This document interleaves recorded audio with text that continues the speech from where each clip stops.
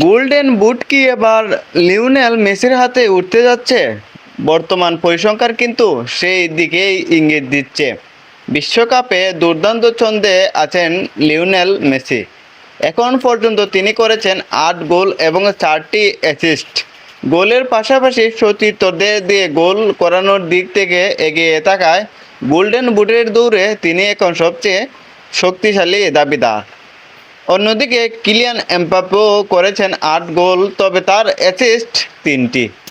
তাই সমান গোল করলেও অ্যাসিস্টে এগিয়ে থাকায় মেসি রয়েছেন সবার উপরে।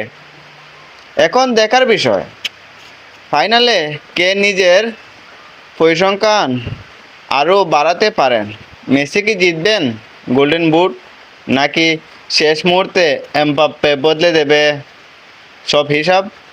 আপনার মতে গোল্ডেন বুটের আসল দাবিদার কে, মেসি নাকি এমবাপ্পে? মন্তব্য অবশ্যই জানান।